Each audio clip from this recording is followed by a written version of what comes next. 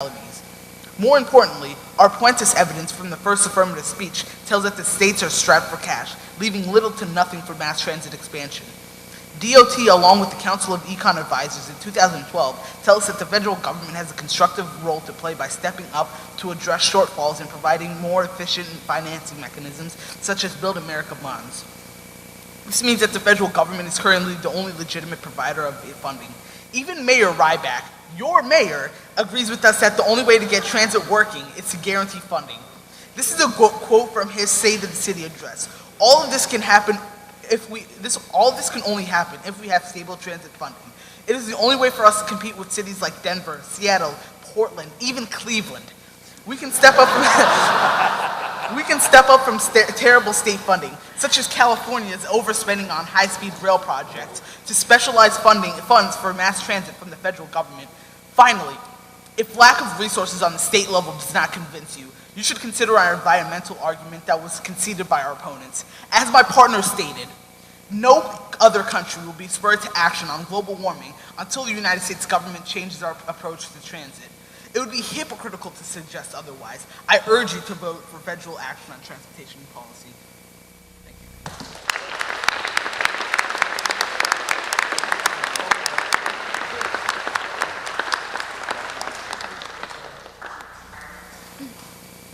All right. First, I would like to thank everyone for coming today. Thank you to Commissioner Zelli. Thank you to Mayor Coleman and Mayor Ryback for coming. Also, thank you to the Minnesota Urban Debate League for hosting all of us and presenting us with this opportunity. All right. The question that you need to answer at the end of this round is who should plan this policy? Local lawmakers in the communities that best know the needs of our state, or federal policymakers in D.C.?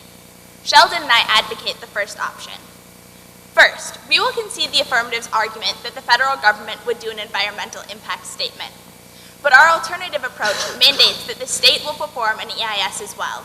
This means that the state and federal government are equal in that regard. However, the affirmative has failed to address that state and federal planning differ.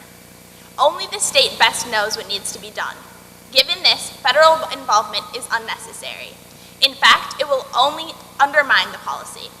Our O'Toole evidence indicates that federal involvement in transit policies always favor flashy options that ignore the needs of specific states. He says, and I quote, "The ideal solution would be to devolve transit and other transportation funding entirely to state and local governments."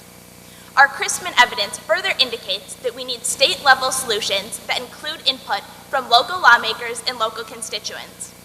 You, as the leaders of this state, know what needs to be done, and you, not the federal government, are best suited to implement this policy. But not only does the plan that Sheldon and I propose better fit the needs of our state, it also fixes the problems presented by the affirmative. Our approach would reap the exact same economic benefit investing in transit as the affirmative approach. You've quoted Mayor Ryback in his last speech. However, this quote was taken out of context. Mayor Ryback's comment actually supported a state-led policy. And we agree with Mayor Ryback that we need stable funding. This is something that Sheldon and I have proven the state can provide. First, our Durkin's evidence indicates that not only would states be able to provide funding for projects like this, they would also generate billions in returns. And second, local knowledge means that a state-led policy would have a greater economic benefit than a federal policy. Our O'Toole evidence indicates that federal policies will favor economic centers. This limits the potential for new economic growth. Yassine's last speech noted that other countries may not follow in a green movement if it's not led by the federal government. However, first, the notion that a single policy implemented in Minnesota is going to have global effects is flawed. His Burwell evidence assumes a much broader environmental policy than this. And second, there is no reason why a state-led project would not have similar effects. They mention California's high-speed rail plan, a policy that has admittedly faced obstacles. However, it is actually a good example of a state-led policy that resulted in exactly the green alternative bandwagon effect the affirmative describes. For these reasons, Sheldon and I advocate that you vote negative in favor of a state-led policy. Thank you.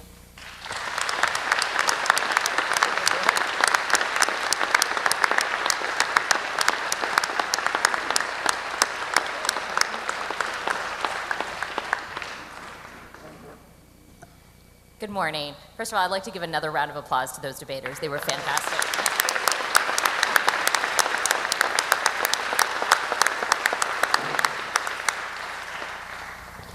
Hello, my name is Vina Iyer, and I'm an attorney at Nyland Johnson Lewis. As a former debate coach at Minneapolis's Northeast Middle School, I am always amazed at what our debaters can achieve and what they can accomplish.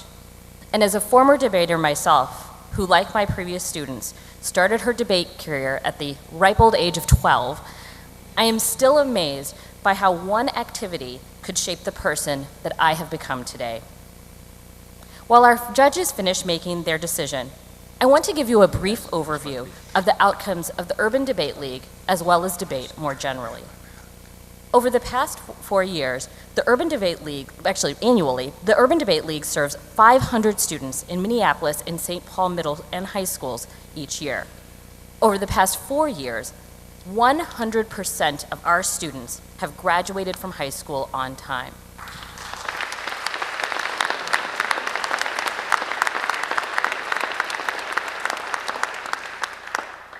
And of those students, 99% have been accepted to college.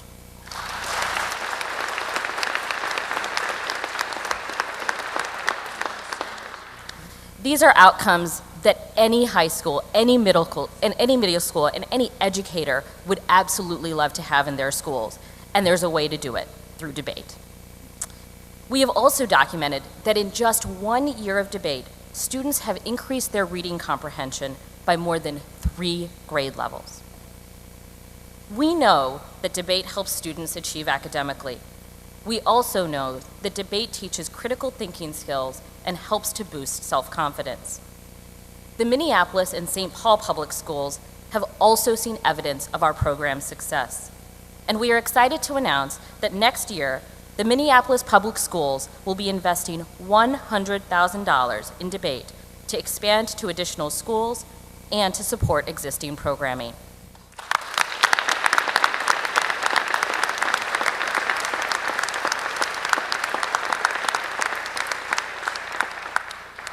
And not to be outdone, the St. Paul Public Schools has also committed to investing $100,000 over the next 2 years in debate programming as well.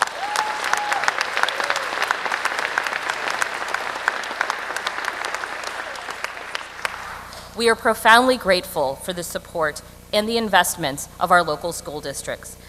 Please thank me in, again, thanking our district and school board leaders who are here today and the others who have supported the program through these several years.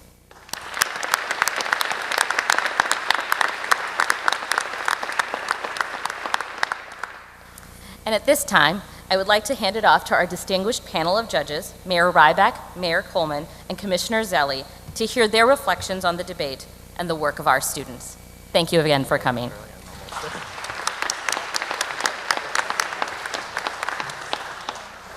Well, the totals are still being added. I'll just say that right now there's a split decision and we're waiting for the final judge to weigh in to determine the winner. So, first of all, what an amazing group of young people that we have up here today. This is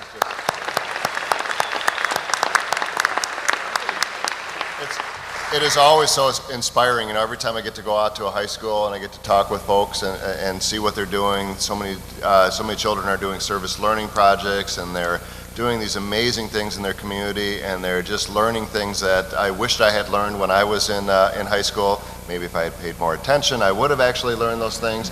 But you know, for all the reasons that were just cited, a wide debate is so important. You know, the critical thinking that's done, the ability to present, all of those skills that just are absolutely essential to getting along in life and actually being successful. But what I like is, you know, so much of what we call debate nowadays is just yelling at each other. If you watch a talk show or just any of the you know, Fox or MSNBC, it doesn't matter what it is, people just yell at each other and they don't really listen. And so what I like about this is there was a lot of critical exchange going on here. They were listening to each other's arguments and they were responding to it, and I think that is also a critical life skill. So I want to thank our debaters today. They did a great job. But I also want to thank all of you in the audience that are supporting what's happening here. because it is this participation of our full community. It is all of you that are making this happen, that are really supporting these amazing, amazing children reach their full potential. Every one of our children, we know, have the capability of going on to great things. It is up to us as adults in this room and across this community to make that successful. So thank you so much, and congratulations to our debaters. Whoever wins, you all did fantastic jobs.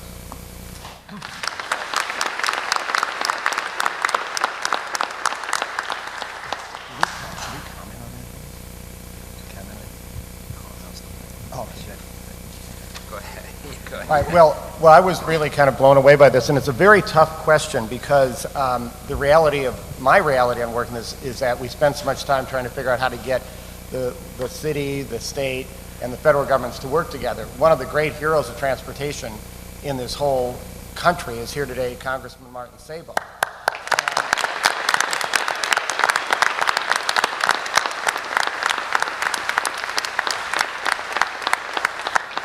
The reason we have the Hiawatha Line and the reason we have light rail has a lot to do with having a phenomenal federal partner who forced the state and the locals to work together. So I thought the single key best argument I made was Bowdy. Is that the right way to say your name? Yeah. When you made this whole point that only the feds can encourage local action. It was a very subtle, and you probably should have pushed it even more, but that was, I thought, the best point, that if the city does something or the state does something, it doesn't usually move the federal government, but the feds can move all three to act. You seem, do I have that right? Yeah. Okay. I thought you had some phenomenal responses on it, and you know the key point here is that the feds have more money, and that was addressed. So I thought that did a great job. Sheldon talked a lot about the idea of this halo effect and what could be done by moving these things forward. And I think the point about citizens being more connected at a local level was very important. I think Lily did, frankly, I thought the best of all of them in coming back with some really core points. The global effect was great. And I thought all of this point about citizen input was really, really strong. It is greater at a local level. But you know, the core question that I think probably in the three of our minds would be, is citizen input really that helpful?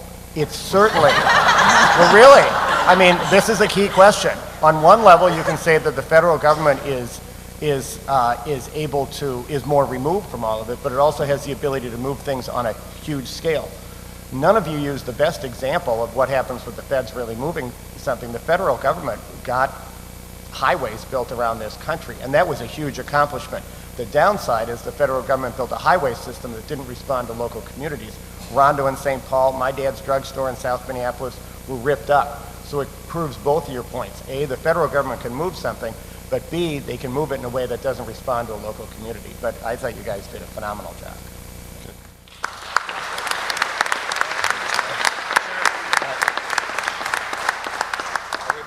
Well, no, I particularly, no rebuttal. I particularly liked your incorporation of both of our states of the city. Yeah.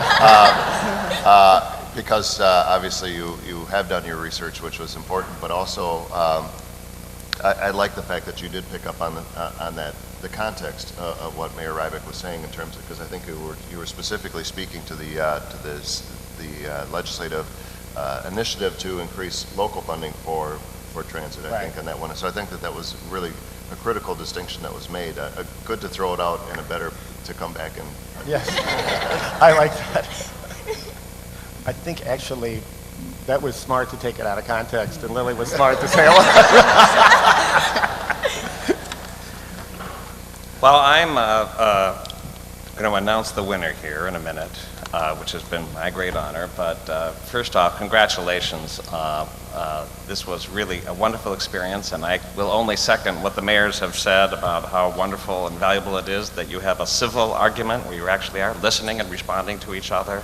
And congratulations to all of you and to the school districts of both St. Paul and Minneapolis that we come together as a metropolitan area, particularly on something that's so important. This issue, transportation, is amazing, and I have learned the deeper you get into it, the more complicated and the more debate. We really need the debates such as we've seen this morning.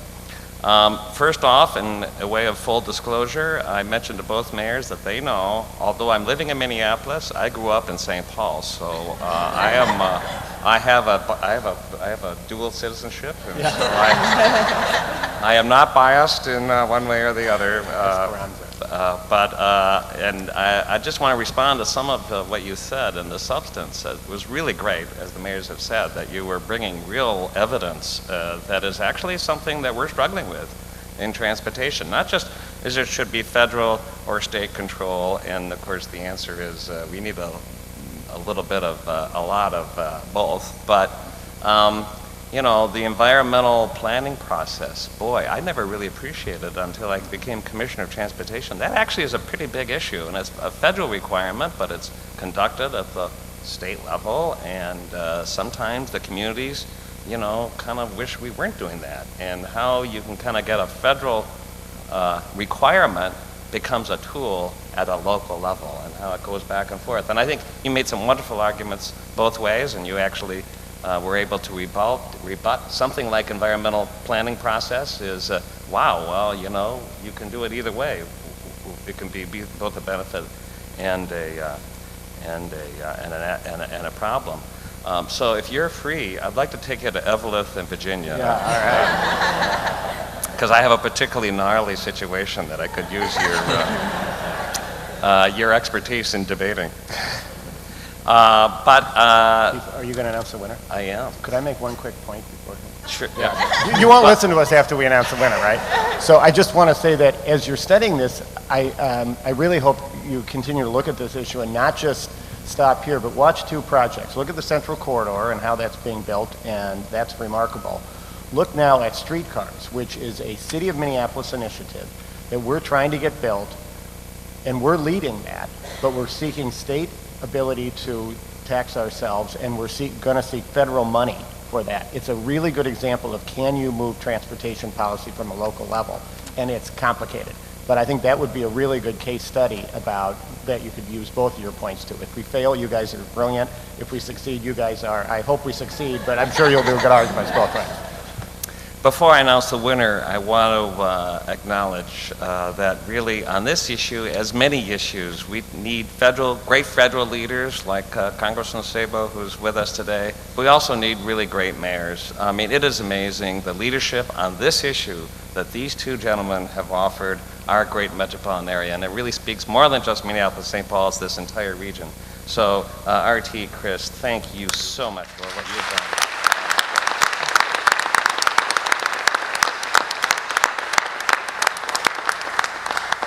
What people don't know is that while we were doing all this for 14 years, Charlie Zelli, as a private citizen, was out trying to get this region to move from being literally asleep on transportation. We were getting our handed to us by other regions until Charlie Zelli and Jay Coles started moving business and citizens together. And so I'm not just returning the compliment. People in this room should know that Commissioner Zelli has been the person who really got all of this moving in this region. Well, thank you. And yes, it takes a village, a metropolitan area, it takes an army, and we're still at it, so thank all of you as we press on this issue. You know what? You both won. I mean, this is really wonderful. Both teams, you did an incredible job. It literally was this close. It came down to points. Both, there was a split until we had our final vote caster, and it came in with a sliver. So unfortunately, we are declaring it is down to one vote out of many points. So the one with the most points is Sheldon Samuelson and Lily Olette Horowitz. Congratulations.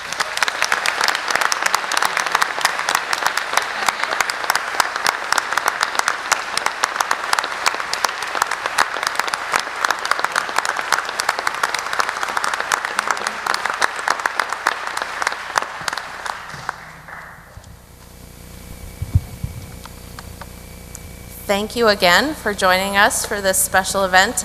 Before you leave, I'd like to ask for your help. I'm a member of the advisory board for the Urban Debate League. A number of us are here. We're very committed to expanding this program and making this available for more students at the junior high and high school level across Minneapolis and St. Paul. And we have lots of community partners that have made significant investments, but we need your help. And if you'd like to be more involved, I hope that you'll reach out to me or to our director, Amy, who's here at the front table. We have opportunities for you to judge, to help organize tournaments. We host a large debate camp here at Augsburg in the summer. And we'd like to ask for you to participate as a donor to the Urban Debate League. So at your tables, you'll find envelopes and pledge cards and pens. And if you'd like to take a moment, this is a great way to get on our mailing list. And I hope that you know that your gifts will make a significant difference. As you'll see on the card, this is not a very expensive program to run, especially thanks to all the parent involvement and support from the schools. A gift to the Urban Debate League can make a tremendous difference. And I'll tell you, the difference between a 9th grader at Murray Junior High and a junior at Como is incredible. So I hope that you will find joy in being a part of this program as much as so many of us here in this room. So again, thank you, thank all of you, and we hope you have a wonderful day.